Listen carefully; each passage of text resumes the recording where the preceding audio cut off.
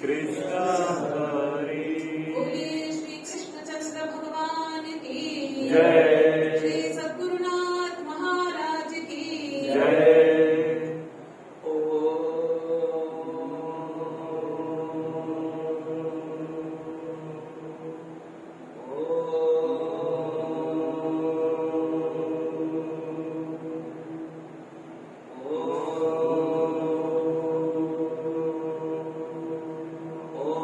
सहनावतु सहनौ भुनक्तु सह वीर्यं करवावहै तेजस्विनावधीतमस्तु मा विद्विषावहै।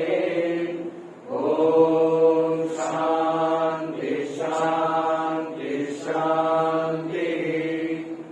गुरुर्ब्रह्मा गुरुर्विष्णु गुरुर्देवो महेश्वरः गुरुरेव परं ब्रह्म तस्मै श्री गुरवे नमः। समस्त जन कल्याणे निरतं करुणामयं नमामि चिन्मयं देवं सद्गुरुं ब्रह्म विद्वरम् सद्गुरुं ब्रह्म विद्वरम्। वसुदेव सुतं देवं कंसचाणूरमर्दनं देवकी परमानन्दं कृष्णं वन्दे जगद्गुरुं कृष्णं वन्दे जगद्गुरुं। आज पवित्र कृष्ण जन्म दिवस है। सवेरे से हम लोग गीता का पाठ किया। अभी आप लोगों ने बड़ा सुंदर लीला की। भगवान कृष्ण के लीला, कोई भी किसी भी अंश के लीला जब हम सुनते हैं, देखते हैं, करते हैं, वो आनंद देता है, खुशी देती है, उसी में ही मन रम जाता है। रमन्ति दुष्यन्ति परस्पर बोधयन्तः, जो गीता भागवत में कहा है। कृष्ण एक व्यक्ति नहीं है, कृष्ण एक धारणा है, कृष्ण एक अनुष्ठान है, कृष्ण एक विचार है, एक मल्टी फेस पर्सनालिटी है, एक बहुआयामी प्रतिभावान व्यक्तित्व है। भगवान राम जब हम सुनते हैं या उच्चारण करते हैं नाम, उसमें अनेक मर्यादा के गुण अपने आप आ जाते हैं। और कृष्ण जब उच्चारण करते हैं, लगता है सर्वसमर्थ है, कुछ भी कर सकते हैं। उनके अगर जीवन एक व्यक्ति की दृष्टि से, एक मनुष्य की दृष्टि से देखें, अभी जो समय है ठीक 15-20 मिनट हम लोग देखते हैं भगवान कृष्ण के बारे में, फिर और अवकाश नहीं मिलेगा। उसके बाद आरती होगी 6 से 7, फिर थोड़ा सा भजन करेंगे, कृष्ण का भजन। फिर 8 बजे रात्रि के बाद, भोजन के बाद 9 बजे हम लोग यहाँ पूजा में बैठेंगे, गोपाल सहस्त्र नाम पूजा। हमारे जो स्वामी जी के साथ आए हुए हैं भक्त, वो लोग यजमान बनेंगे, बाकी सब लोग करेंगे 9 से 11 तक। फिर 11 बजे मैं स्वामी जी का परिचय दे करके स्वामी जी को अनुरोध करूंगा, वो बोलेंगे 11 से 25-30 तक। उसके बाद हम 1-2 भजन करेंगे। 11:40 से 12 बजे तक भगवान का आह्वान करने के लिए सबसे सहज साधना है, भगवान को बुलाना है। नाम स्मरण, श्री कृष्ण शरणम मम करके बुलाएंगे। ठीक 12 बजे भगवान कृष्ण के जन्म करवाएंगे। ये दोनों ही भगवान जो है ना, इन लोगों ने तय टाइम टेबल कर लिया। एक ने कहा कि मैं दिन में आता हूँ, एक ने कहा जब दिन में आप आ गए हो तो मैं जब आऊंगा मैं रात में आता हूँ। एक ही है, कभी डे टाइम करते हैं, कभी नाइट टाइम कहते हैं। संत लोग बड़ा सुंदर कहते हैं, क्या दिन में हमें क्या सताती है? दिन में हमें सताती है भूख, दिन में हमें सताता है कर्म। तो जब कर्म और भूख सताता है तो राम की याद करो। और रात में क्या सताती है? ना काम, कामना, वासना, और क्या? नींद। तो जब नींद सताती है और कामना सताती है, कृष्ण की याद करो। इसलिए जो रासलीला है ये काम विजय है भगवान का। पंच प्राण है। श्रीमद् भागवत के 29 अध्याय से 33 अध्याय, 5 अध्याय पंच प्राण माना जाता है दशम स्कंद। ऐसे है कृष्ण की लीला। चले कुछ समय भगवान कृष्ण को एक साधारण मनुष्य समझना, भगवान है और एक साधारण मनुष्य समझना है। जैसे वाल्मीकि रामायण में लिखा है, राम विग्रहवान धर्म, वो मनुष्य मगर धर्म का पालन करने के लिए आए हुए। इसी प्रकार एक साधारण मनुष्य क्या क्या देखते हैं? फर्स्ट है, क्योंकि वो जन्म लेंगे और आकाशवाणी हो गई, तो वो जन्म लेंगे तो पिता माता जी को दुख शुरू हो गया।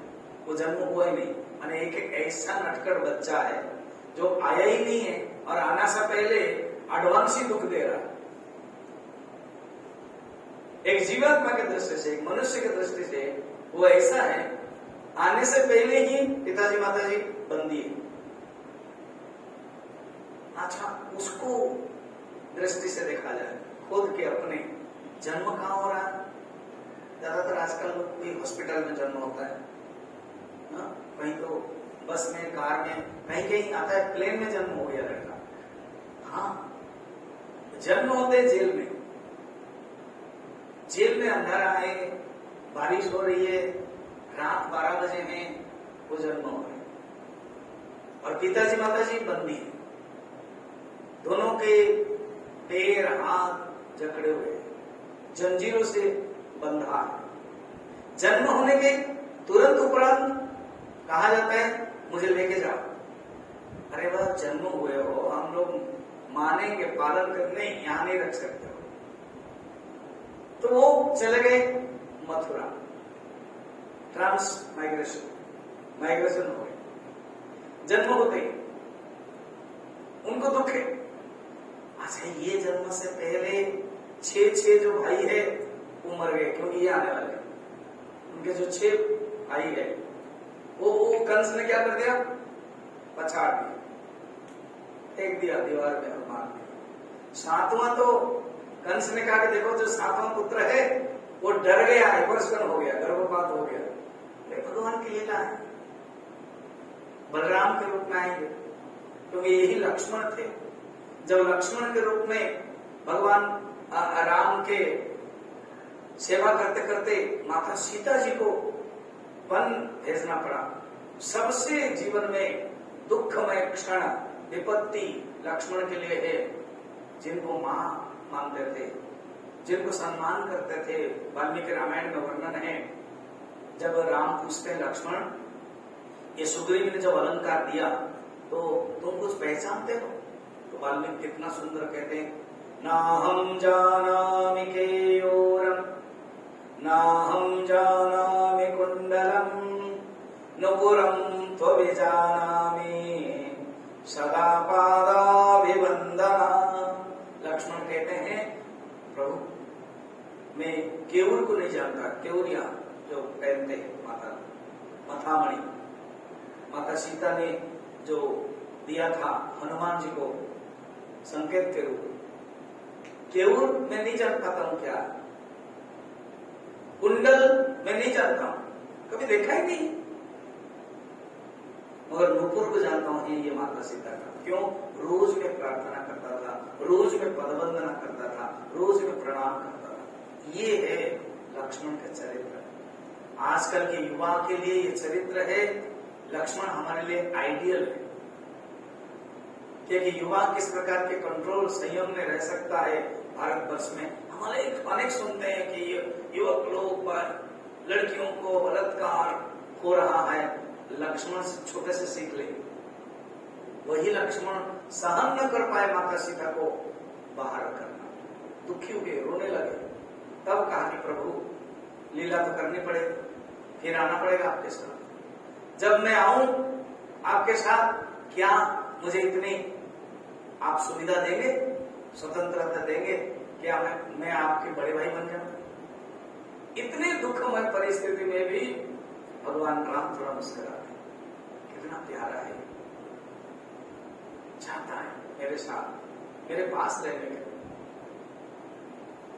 ठीक है, वही नाच बलराम जी को क्या है।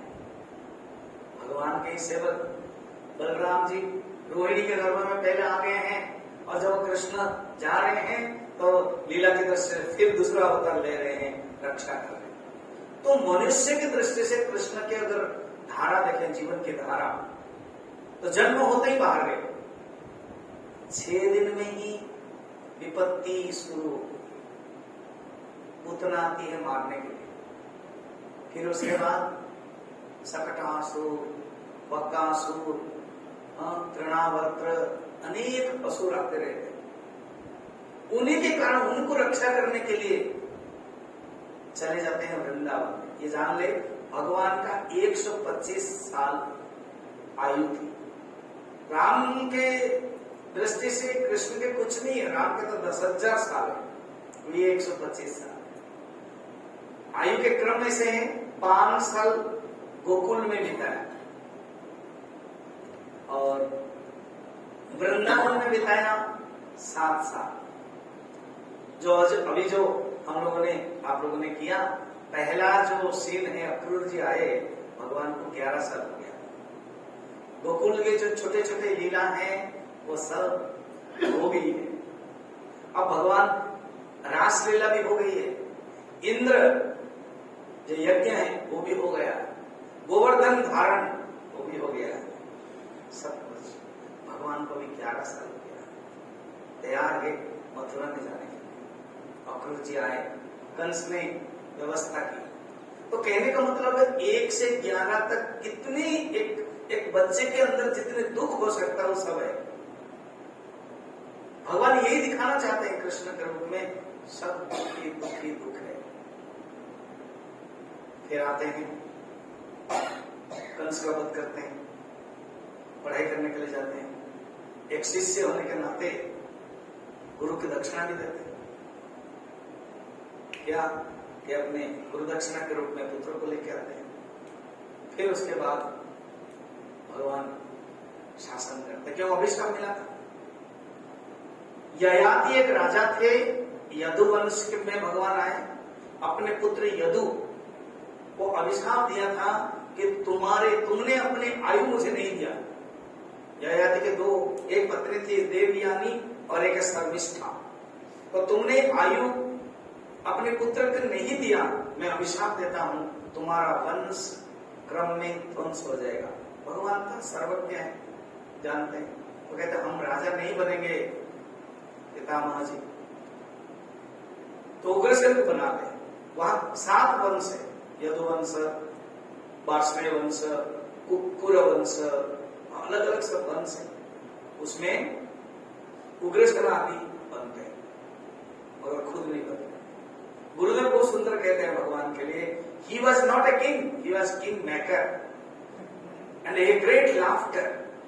इतने दुख होने के बावजूद उनके जीवन में कभी दुख नहीं हुआ, कभी भी दुखी नहीं रहे। यही सिखाते हैं। और उनकी एक लीला है, इसलिए हर जो कर्म है उनको लीला के रूप में करते हैं।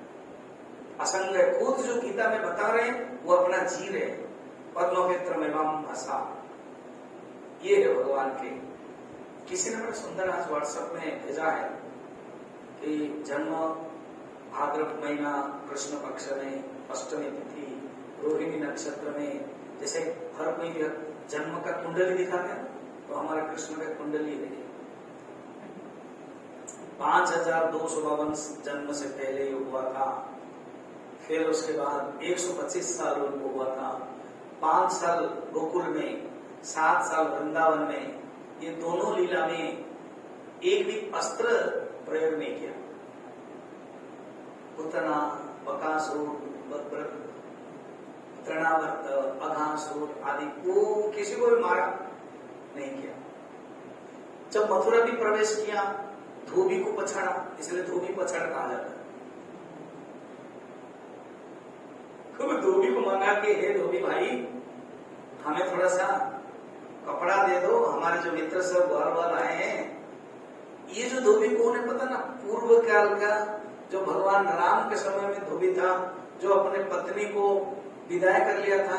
पत्नी ने रात में कहीं बारिश होने के कारण पर पुरुष में रहा था, तब वो कहा था, और भगवान राम के बारे में कहा था, भले राम ही छोड़ दे माता सीता को, रावण के पास था, फिर भी हम नहीं छोड़ सकते। वो धोबी था। मगर भगवान राम है, नीति नियम पालन करने वाले हैं, किसी को कुछ नहीं कहते हैं। हमारे हिंदी में है, इतना शांत बच्चा है, इतना सरल बच्चा है, मक्खी को मौ भी नहीं बोलता है। ऐसे राम है। तो उन्होंने कहा तो मैं कुछ नहीं कर सकता। तो राम जब कृष्ण बन के आते हैं, कृष्ण तो छोड़ते नहीं। राम का नियम है, मित्र को तो मित्र मानते हैं, शत्रु को भी मित्र मानते हैं। रावण को कहते हैं, रावण आज बहुत आहत हो गए, तुम बहुत क्लांत हो गए, जाओ सेवा शुश्रूषा करो, सतेज बनो, शक्ति बनो और आओ। मगर कृष्ण कहते हैं, मित्र के सामने में मित्र और शत्रु के सामने में शत्रु। तुम्हें ये द्वापर योग है। तो भगवान राम छोड़ दिए थे धोबी को, वो ही धोबी बना के यहीं पर कपड़ा ही नहीं देना। बलराम दाऊ तो बलराम भैया ये नहीं दे रहा है, इसको थोड़ा ट्रीटमेंट कर ले ना, कर लो। तो ट्रीटमेंट कर लिया बढ़िया सुंदर से, ऐसे मुक्का मारा तो हो गया। और बाकी जो सब है ना, भाग गए डर मार के, सब कपड़ा फिट हो गया। एक टेलर में मिल गया, पहन के। एक माली आया, उस माली ने सुंदर वस्त्र पहनाया, फूल माला दिया। एक शैलेंद्र थी, उपड़ी है, उसने क्या किया, सुंदर चंदन लेप दिया। भगवान कान्हा कृष्ण के लिए लाल और चंदन, और हमारे बलराम के लिए सुंदर चंदन दिया, ऐसे पहनाया। भगवान ने कहा कि हम जरूर तेरे पास आएंगे। भगवान उसको सुंदरी बना दिया। कंस बधुआ, ऐसे भगवान ने लीला की। मथुरा में 13 साल रहा, आक्रमण करता गया जरासंध। कंस के जो पत्नी है, 2 पत्नी अस्ति और प्राप्ति, अर्थात कंस कौन है? अहंकार। और यह अहंकार हमेशा अस्तित्व चाहता है और कुछ प्राप्त करना चाहता है। आई प्लस आई वांट, गुरुदेव बोलते हैं, ego plus ego centric desires, I plus I want, तो उसको बंद करते हैं। जहां कृष्ण आ जाता है जीवन में, सेल्फ रियलाइजेशन हो जाता है, आत्म रियलाइजेशन हो जाता है, वो अहंकार नहीं रहता। फिर भगवान 100 साल लीला करते हैं द्वारका में। जाना पड़ता है ऐसे एक जगह, क्योंकि आक्रमण होता रहता है, सुरक्षित जगह जाते हैं। तो एक मनुष्य के रूप में विपत्ति विपत्ति विपत्ति विपत्ति, और कभी भी दुखी नहीं हुई। भगवान यही सिखाते हैं अपने लीला में। जब मैं भगवान होकर के जब आता हूं, मनुष्य बन करके, कितने दुख रहता है। तो तुम लोग तो जब आते हो, ये मेरे जो उपदेश है, जो गीता है, मेरी जो लीला है, मैंने जो किया है, उससे सीखो। और देखो, पास्ट जानते थे क्या होने वाला हुआ है, फ्यूचर जानते थे क्या होने वाला है, और उन्होंने पास्ट और फ्यूचर से कुछ लिया नहीं, बल्कि प्रेजेंट में रहना सिखाया। हर क्षण प्रेजेंट में कैसे रहे और कैसे जीवन में सीखे, ये आज के प्रसिद्ध जन्माष्टमी सारे पृथ्वी में मनाया जाता है। कृष्ण एक ऐसा चरित्र है कि सब लोग पसंद करते हैं, बच्चे लोग पसंद करते हैं, ज्ञानी लोग पसंद करते हैं, गीता के माध्यम से स्त्री लोग पसंद करते हैं, इतना सुंदर है। सब भगवान जब रंगमंच प्रवेश करते हैं, सब लोग देखते हैं राम जी को और कृष्ण को, दो सुंदर हो। जाकी रही भावना जैसी, प्रभु मूर्ति दिखते न तैसी। ऐसे आज ऐसे भगवान कृष्ण के जन्म दिवस अवसर पर हम लोगों ने जितना उनके बारे में विचार करेंगे ना, जैसे रसगुल्ला वो आप ऊपर से खाओ, नीचे से खाओ, साइड से खाओ, बीच से खाओ, टच करो। रसगुल्ला खाओ मतलब सामने भी आता है तो आनंद लगता है, देखते ही आनंद लग जाता है। ऐसे ही कृष्ण की कथा, कैसे ना भागवत में वर्णन है, कृष्ण की कथा जब कान में पड़ जाता है तो अंदर चला जाता है, या अंदर के जो मैला है वो दूर कर देता है। ये है भगवान कृष्ण के जो कथा है, जो लीला है, उनका नाम, उनका रूप, उनका स्वरूप, उनकी लीला, उनके धाम, उनके गुण, उनके चरित्र, सब कुछ मुक्त प्रदत्त और आनंदप्रद कर देता है। वृंदावन मेरे लाल के जय, भागवत महापुराण के जय, गीता माता के जय, सद्गुरुनाथ महाराज के जय। ओम पूर्णमदः पूर्णमिदं